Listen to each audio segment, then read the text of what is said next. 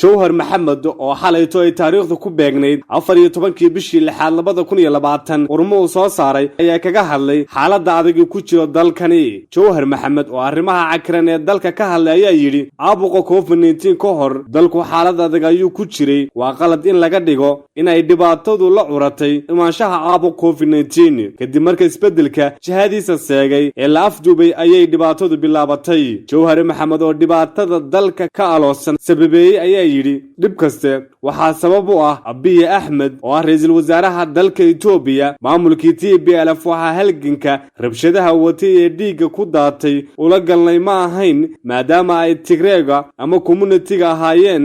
Waxaan diiday in dadka la caburiyo oo shakhsiyaad gaar ah ama xisbi keligii awood lagu muquuniyo dadka ka aragti duwan.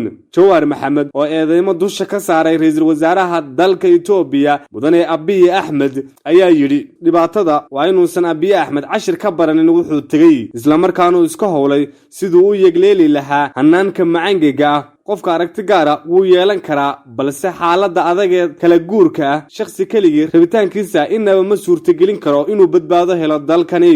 Jawhar Maxamed oo hadalkiisii wata ayaa yiri dhibaatada kale Abiye Ahmed ayaa ah inuusan rabin inuu la tashado oo uu kala fadhiisto xisbiyada iyo dadka ka aragti duwan. taasina waxay keentay in kala duwanaanshaha iyo tabashada sii kordho oo la sii kala fogeeyo. taasi wuxuu ahaa siyaasi Jawhar Maxamed Ahmed oo xaalad kastoo dalka ku dhacaya dusha ka saaray Raysalwasaraha dalka Itoobiya Abiye Ahmed xilli uu ku sugan yahay isla markaana uu baxay dalka Djibouti oo raba inuu ka qayb galo wada hadalka dawladda Soomaaliya iyo Somaliland. maxayse tahay sababta iyo ujeedka iyo faa'iidada ugu jirta Raysalwasaraha dalka Itoobiya isagoo dalkiisu una helin wali amni iyo waliba degenaansho nololeed?